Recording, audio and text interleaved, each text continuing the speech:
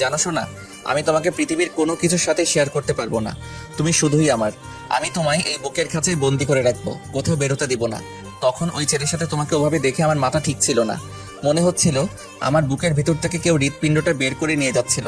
বিশ্বাস করো, আমি তখন ঠিক পাঁজর ভাঙা কষ্ট পাচ্ছিলাম। আমার মাথায় তখন খুন চেপে গেছিল, তাই আমি আমার জান পাখিকে ওভাবে কষ্ট দিয়েছিলাম। ইরামের কথাগুলো ঠিক পাখির বুকের ভেতরে গিয়ে লাগলো। কেন জানি কথাগুলো শুনে পাখির খুব ভালো লাগছে। পাখি ইরামকে আরো শক্ত করে জড়িয়ে ধরে। তুমি মনে হয় আমাকে ইরার সাথে তখন দেখেছিলে। বিশ্বাস করো, ও বলছিল ওর মনে অন্য কিছু নেই, ও জাস্ট আমার ফ্রেন্ড হবে। আমি যেন তার সাথে স্বাভাবিক ব্যবহার করি। আর ও জিজ্ঞেস করছিল কেমন লাগছে ওকে, তাই as a friend and sister তাকে ওভাবে বলেছিলাম। পাখি নিজে করার কাণ্ডে নিজে এখন লজ্জা পাচ্ছে। তুমি তো আমায় অনেক আগেই নিঃস্ব করে দিয়েছো। আমি তো আর আমার মাঝেই নেই, অন্য কারো হবই বা কি করে বলো তো? সত্যি যদি বুক ছেড়ে দেখানো যেত তবে তুমি দেখতে পেতে তুমি আমার বুকের পুরোটা জুড়ে আছো। পাখি ইরামকে জড়িয়ে রেখেই চোখের জল বিসর্জন দিচ্ছে। ইরাম মুখ তুলে অস্থির হয়ে জিজ্ঞেস করে, কি হয়েছে? ব্যথা করছে? খুব কষ্ট হচ্ছে তোমার? কেন আমি আপনার জীবনের প্রথম নারী হতে পারলাম না?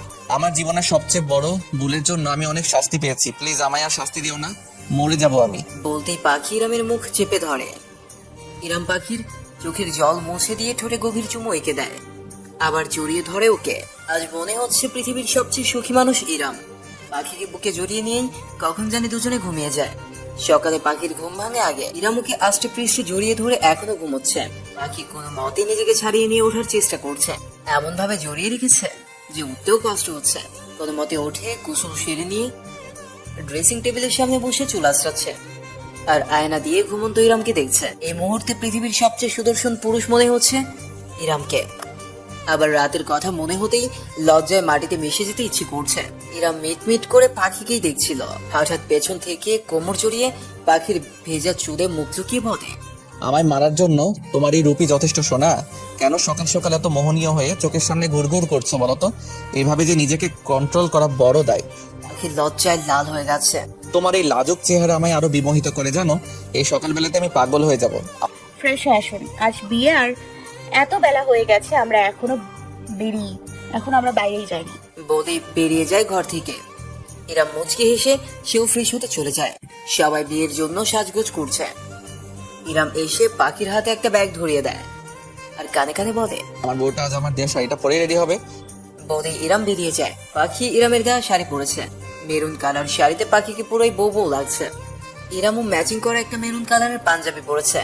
দুজনকেই যেন নতুন বর বউ লাগছে।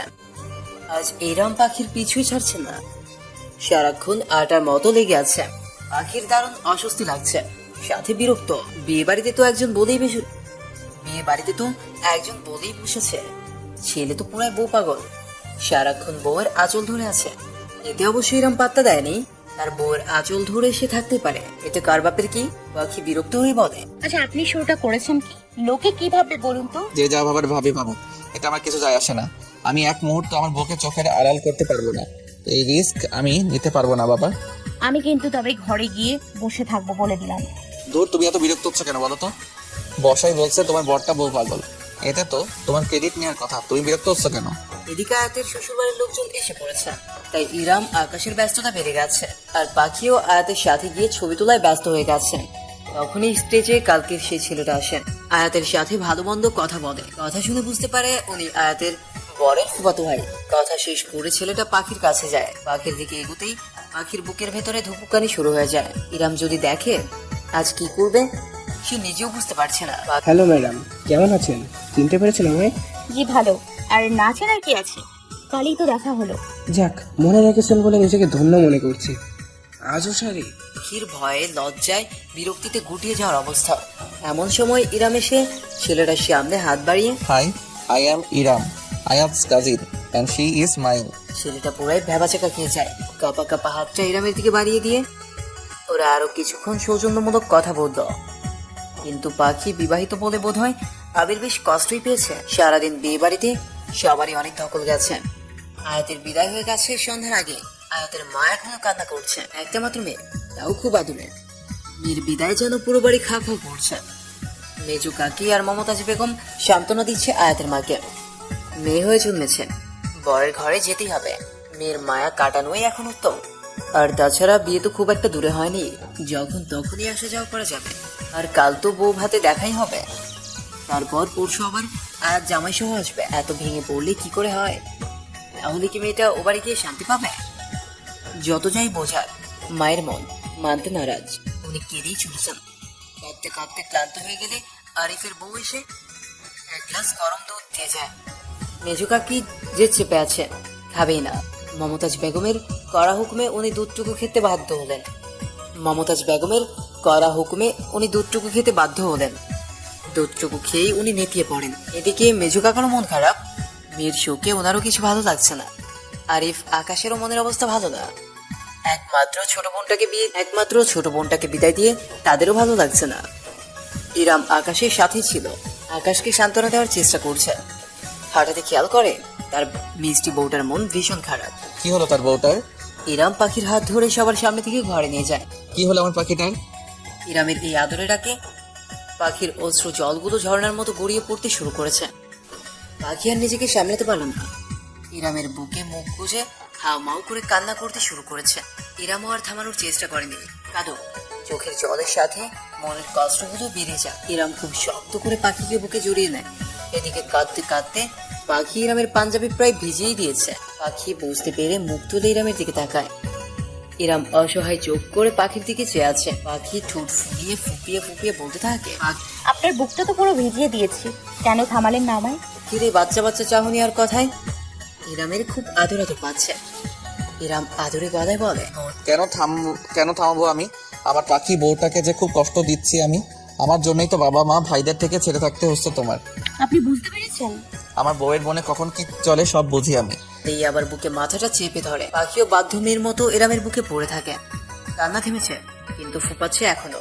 ইরাম এক হাতে পাখিকে জড়িয়ে রেখে আরেক হাতে চুলে বিলি কাটতে কাটতে বলে, এবার ঢাকা ফিরেই আমরা কুমিল্লা যাব, গিয়ে বেশ কিছুদিন থাকবো। বলতেই পাখি মুখটা উঁচু করে ইরামের দিকে তাকিয়ে বলে, সত্যি বলছেন? একদম 3 সত্যি বলে। ইরাম পাখির কপালে একটা চুমু এঁকে দেয়। পাখিও কান্না থামিয়ে ইরামের বুকে মুখ গুজে ইরামকে জড়িয়ে ধরে রাখে। সবাই আজ ক্লান্ত, তাই তাড়াতাড়ি শুয়ে পড়বে সবাই। ইরাম পাখি যে ঘরটাতে ঘুমায়, ইরাম সেই ঘরে ঢুকে দেখে রীতিমতো বাজার বসেছে এখানে। মীরা, ইরা, আশা, আফরিন, মমো, মিমি আর আশা আফরিনের বাচ্চারা সবাই খাটের উপরে, ফ্লোরে, সব জায়গায় বিছানা পাতা হয়েছে। এটা দেখি ইরাম তো আবার, কি ব্যাপার, ঘরটাকে এভাবে জঙ্গল বানিয়ে রেখেছিস কেন? সবাই ঘুমানো হবে এখানে। মানে কি? এখানে ঘুমাবি মানে আমি কই ঘুমাবো তবে? তুমি দুলাভাইদের সাথে ঘুরবা? মানে কি? আমার বউ কোথায় ঘুমাবে তবে? কোথায় আবার? এখানে? এটা কোনো কথা? আমি আমার বউ ছাড়া ঘুমাইতে পারবো না। যা যা অন্য জায়গায় খোঁজ গিয়ে ফোট সবাই এখান থেকে, খুব ঘুম পেয়েছে, আরামসে ঘুমাতে দে। যা ভাগ সবাই। তোর মাথা খারাপ, বাড়ি ভর্তি মানুষ, আর এমনিতেই তোরা ঘরটা দখল করে রেখেছিস, সবার অসুবিধা হয়েছে তাতে। যা যা দুলাভাই আর তোর ভাইয়ের সাথে ঘুমা গিয়ে যা। মীরা এক প্রকার ধাক্কা দিয়ে ইরামকে ঘর থেকে বের করে দেয়। ইরাম অসহায়ের মতো পাখির দিকে তাকিয়ে আছে, আর পাখি মিট মিট করে হাসছে। ইরাম যেতে যেতে অসহায়ের মতো বলছে, তোদের ভালো হবে না দেখিস, শীতের রাতে আমায় বউ ছাড়া করলি। মীরা ইরামকে বের করে দিয়ে দরজা লাগিয়ে দিয়ে সবাই একসাথে হেসে ওঠে। আমার দেবরটা এত পাগল হলো কেমনে?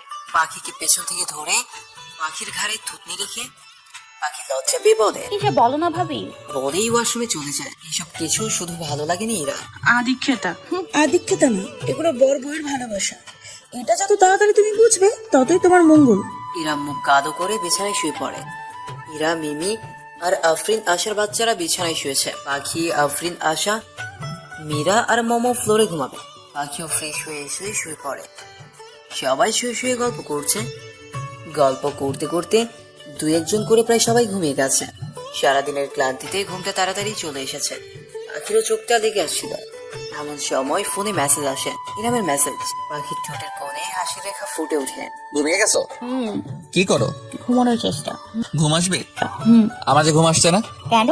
বউটাকে ছাড়া ঘুমাতে পারছি না যে। কি? কিছু না। ছাদে আসবে প্লিজ? এখন? আসো না প্লিজ। আচ্ছা।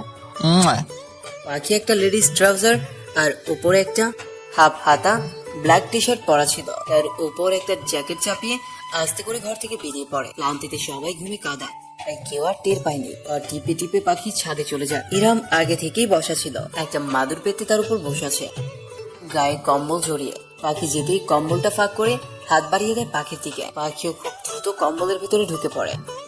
ইরাম পাখিকে বুকের সাথে জড়িয়ে নেয়। পাখিও ইরামের বুকে মাথা রেখে চুপটি করে পড়ে থাকে। খুব শীত পড়েছে, গ্রামে শীতের পরিমাণটা বেশি। আজ পূর্ণিমা রাত, আরো 2 দিন পর। কুয়াশার জন্য চাঁদটা স্পষ্ট দেখা যাচ্ছে না, তবুও চাঁদের আলোয় চারদিকটা মোটামুটি দেখা যাচ্ছে। কুয়াশার মাঝে চাঁদের আলো পড়াতে পরিবেশটা অন্যরকম লাগছে। পাখি ইরাম দুজনেই চুপচাপ বসে এই চাঁদের রাত উপভোগ করছে। ইরাম পাখিকে বুকে জড়িয়ে রেখে এক হাতে পাখির চুলে বিলি কাটতে থাকে। জানো পাখি, তোমায় কবে থেকে ভালোবাসি তা আমি নিজেও জানি না। মন একবার বলতো তোমায় ভালোবাসি, আবার মনকে বোঝাতাম তোমায় আমি ভালোবাসতে পারি না। কিন্তু তুমি আশেপাশে থাকলে আমার সবকিছু যেন এলোমেলো হয়ে যেত। নিজেকে কেমন যেন নিজের মধ্যে পেতাম না, নিঃস্ব লাগতো নিজেকে। যখন পুরোপুরি বুঝতে পারলাম আমি তোমায় ভালোবাসি, তখনই নিজেকে তোমার থেকে দূরে রাখার চেষ্টা করতাম।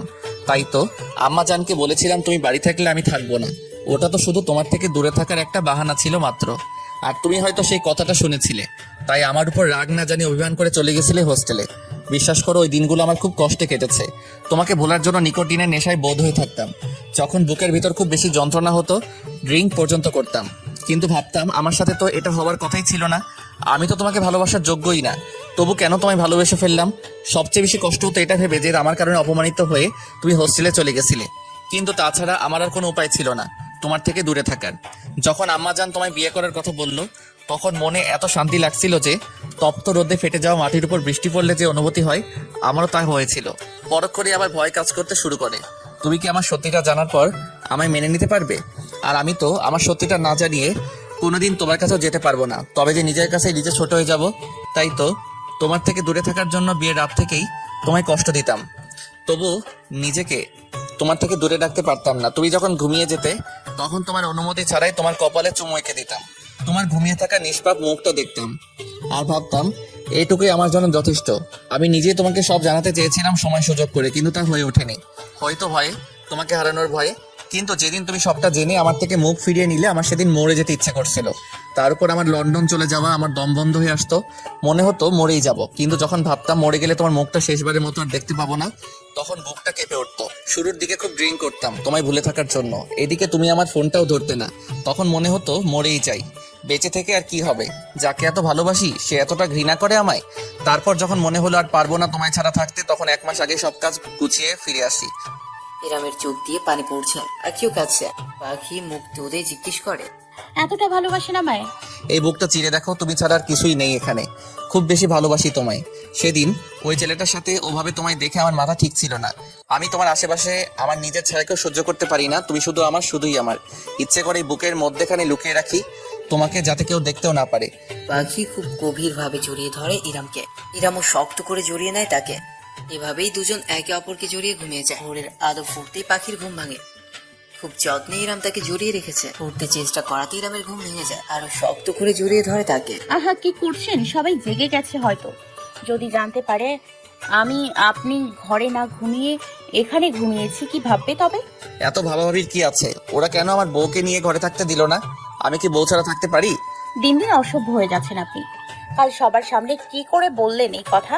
বলেছি, বেশ করেছি। আর আমি আমার বউ ছাড়া এক মুহূর্ত থাকবো না বলে এখানে ঘুমিয়েছি। যার যা ভাবার ভাবো। দেখলেন, ঠান্ডা লেগে গেছে। একটা পাতলা মাদুরে মেঝেতে ঘুমিয়েছেন বলেই তো ঠান্ডা লাগলো। লাগুক, আমার বউটার কিছু হয়নি, এটাই অনেক। আমার কিভাবে ঠান্ডা লাগবে? আমি তো আপনার বুকেই শুয়েছিলাম। বৌদি লজ্জায় আবারও ইরামের বুকে মুখ লুকালো। আচ্ছা, আমি কি তোমার দূর সম্পর্কে নানা লাগি? আপনি আর কতদিন করবা? তো কি বলবো? আদর করে সুইট করে তুমি বলবা, বুঝছো? আমি তোমার ওয়ান এন্ড অনলি সুইট বর, শুধুই তুমি বলবা। যা, আমার লজ্জা করে। লজ্জার কাজ তো করলামই না, শুধু তুমি বলবা, এটুকুতেই লজ্জা? আপনি ভারী অসভ্য হচ্ছেন। থাকেন আপনি। বৌদি দৌড়ে নিচে নেমে এলো। ইরাম শোয়া থেকে উঠে এক পা ভাঁজ করে তার উপর হাত রেখে পাখির যাওয়ার পথে তাকিয়ে হাসতে থাকে আর বলে, লজ্জাবতী বউ আমার। আজ আয়াতের বৌভাত সেরে এসে সবাই ঢাকার উদ্দেশ্যে রওনা দেয়। এই কয়েকদিন খুব আনন্দে কেটেছে সবার গ্রামের বাড়িতে। আর এই সময়টা ইরাম আর পাখির জন্য খুব বেশি স্পেশাল ছিল, কারণ এখানেই তারা একে অপরকে আপন করে পায়। ঢাকায় ফিরে সবাই আগের মতন ব্যস্ত হয়ে পড়ে। ইরামের অফিস, পাখির কলেজ, সবকিছু চলছে সমান তাদের। শুধু পরিবর্তন এসেছে এইটুকুই। ইরাম পাখি একজন আরেকজনকে ছাড়া এক মুহূর্ত থাকতে পারে না। শুধু অফিস আর কলেজ টাইমটা বাদে ইরাম সারাক্ষণ আটার মতো লেগে থাকে ইরাম সারাক্ষণ আঠার মতো লেগে থাকে পাখির সাথে। ইরারা কানাডা ফিরে যাওয়ার আগে এসেছিল ইরামদের বাড়ি। ঝামেলাও লাগাতে চেয়েছে অনেক, কিন্তু একে অপরের প্রতি অগাধ বিশ্বাস থাকায় তার সম্ভব হয়নি। পাখি কলেজ করিডরে হেঁটে যাচ্ছিল, এমন সময় একটা মেয়েটাকে পেছন ফিরে তাকায়। মেয়েটি পাখির কাছে এসে বলে, আপু, আমি রুনা, সেকেন্ড ইয়ারের স্টুডেন্ট। তোমার সাথে কিছু কথা বলতাম। আমায় কি কিছুটা সময় দেওয়া যায়? পাখি মেয়েটিকে আগে থেকে চেনে না, তবু যেহেতু ওদের কলেজের স্টুডেন্ট, তাই ভেবেছে হয়তো পড়াশোনার ব্যাপারে কিছু কথা বলবে, তাই আর সে না করেনি। এদিকে শুভ বারবার কল দিয়েই যাচ্ছে। পাখি কল রিসিভ করে শুভকে জানে কিছুক্ষণ পরে সে প্যাথোলজি ক্লাসে দেখা করবে।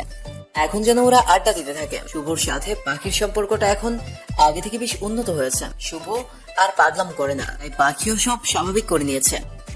পাখি রোনা নামের মেয়েটির সাথে ক্যান্টিনে যায়। 2টা স্যান্ডউইচ আর 2 কাপ কফি অর্ডার করে পাখি জিজ্ঞেস করে, কি বলবি বলছিলে বলো। এদিকে বারবার পাখির ফোনে কল আসছিল। শুভ, কণা, রিমি পর্যায়ক্রমে কল দিয়ে যাচ্ছে। তোমার বোধহয় তারা আছে আপু, তাই আর ফোনটা করবো না। কলেজের প্রথম দিন থেকেই শুভকে আমার ভালো লাগতো। সরি আপু, কলেজের প্রথম দিন থেকেই শুভ ভাইকে আমার ভালো লাগতো। সেই ভালো লাগা যে কখন ভালোবাসার রূপ নেই বুঝতেই পারিনি। আমি কলেজে এসে সবসময় শুভ ভাইয়ের ওপর নজর রাখতাম। আমার চোখে ওনাকেই খেয়াল করতাম। বিভিন্ন অজুহাতে ওনার সাথে কথা বলার চেষ্টা করতাম। উনিও ভালো বিহেভিয়ার করতো আমার সাথে। আমার মনে হয়েছিল হয়তো উনিও আমায় পছন্দ করে। কিন্তু যখন জানতে পারি উনি তোমায় ভালোবাসে, তখন অনেক চেষ্টা করেছিলাম ওনাকে ভুলে থাকতে। কলেজে মিসও দিয়েছিলাম অনেক, কিন্তু যখন কলেজে আসি আমি ওনাকে দেখে অবাক। এতদিনে আপনার বিয়ে হয়ে গেছে, আর উনি কেমন যেন পাগল প্রায় হয়ে গেছে। ওনাকে এই অবস্থায় দেখে আমার ভেতরটা দুমড়ে মুচড়ে যায়। ওনার কষ্টে যেন আমি ওনার থেকে বেশি কষ্ট পাচ্ছি, তাই নিজেকে ধরে রাখতে পারিনি। একদিন ওনাকে প্রপোজ করে দিই, কিন্তু এতে যেন বিপত্তি বেড়ে যায়। আগে যাও 2-1টা কথা বলতো, এখন তাও বলা বন্ধ করে দিয়েছে। বলে এই মেয়েটা কান্না শুরু করে দেয়। পাখি কি করবে বুঝতে পারছে না। সেও কিছুক্ষণ চুপ থাকে, কাঁদতে দেয় মেয়েটাকে। কাঁদুক, এতে যদি কান্নার জলের সাথে মনের কষ্ট বেরিয়ে যায় তবে কাঁদুক। কিন্তু সে ভাবছে মেয়েটা শুভকে এত ভালোবাসে, কিন্তু শুভ কেন ওকে এত এড়িয়ে যায়। কিছুক্ষণ পর মেয়েটার কান্না থামলে পাখি জিজ্ঞেস করে, এখন আমাকে কি করতে হবে? আমাকে বলছো কেন এসব? আমি শুভকে বুঝিয়ে বলতাম আসলে রুনা ভালোবাসাটা মনের ব্যাপারে। শুভ যদি মন থেকে তোমায় ভালোবাসতে না পারে, তবে আমি জোর করলেই কি ভালোবাসবে? আর সে হয়তো অন্য কারোর সাথে রিলেশনে আছে, তাই তোমায় ইগনোর করছে। আপু, কালই আমার শুভ ভাইয়ের কথা হয়েছে। ওনার এক কথা, উনি জীবনে একজনকেই ভালোবেসেছে, আর সেটা আপনি। ওনার পক্ষে আর কাউকেই ভালোবাসা সম্ভব না। উনি ওনার জীবনটা নাকি আপনাকে ভালোবেসেই কাটিয়ে দেবে। এই কথা শুনে পাখি পুরো ফ্রিজ হয়ে যায়। এই কয়েকদিনে পাখি ঘোলা ঘরেও বুঝতে পারেনি শুভ এখনো ওকে ভালোবাসছে। সে ভেবেছিল শুভ হয়তো সবকিছু ভুলে নিজের জীবনটা গুছিয়ে নিচ্ছে, তাই তো পাখির সাথে স্বাভাবিক ব্যবহার করতে পারছে। কিন্তু শুভর মনে যে এখনো পাখিকে নিয়ে ভালোবাসা আছে, পাখি তা বুঝতে পারেনি। সে আবাকের শীর্ষে পৌঁছে গেছে। আপু, আপনি যদি একটু বুঝিয়ে বলতেন ওনাকে। আচ্ছা, আমি দেখছি। বলে পাখি টলমল চোখে ওখান থেকে বেরিয়ে যায়। ক্লাস শেষে সবাই যখন ফিরে যাচ্ছিল, তখন পাখি শুভকে বলে, শুভ বাসায় যেতে ইচ্ছা করছে না, লেক পাড়ে নিয়ে যাবে একটু? শুভ অবাক হয়, কারণ পাখির বিয়ের পর ওদের সম্পর্কটা স্বাভাবিক হলেও এতটাও স্বাভাবিক হয়নি যে পাখি ওর সাথে লেকের পাড়ে যাবে। শুভ বলে, চল আগে লাঞ্চ করে নেই। বলে ওরা একটা রেস্টুরেন্টে গিয়ে লাঞ্চ করে নেয়। বিকেল হয়ে গেছে, লেকের পাড়ে কাপলদের ভিড় জমেছে। আস্তে আস্তে শুভ আর পাখি পাশাপাশি হাঁটছে। চল এই সামনেটাই বসে। বলে ওরা একটা ঢালাই করা বেঞ্চে গিয়ে বসে। দুজনেই চুপচাপ আছে, কেউ কারোর সাথে কথা বলছে না। তুই মনে হয় আমাকে কিছু বলতে চাস, নয়তো এখানে একা আমার সাথে আসবি না। রুনা মেয়েটা খুব ভালো রে শুভ। শুভ থমকে যায়, চোখ দুটো টলমল করে উঠে ওর। পাখির দিকে তাকায় নিয়ে আর নিচের দিকে তাকিয়ে আছে। কেন ভালোবাসিস আমায় শুভ? আমি কি কখনো তোকে তেমন কোনো ইশারা করেছি?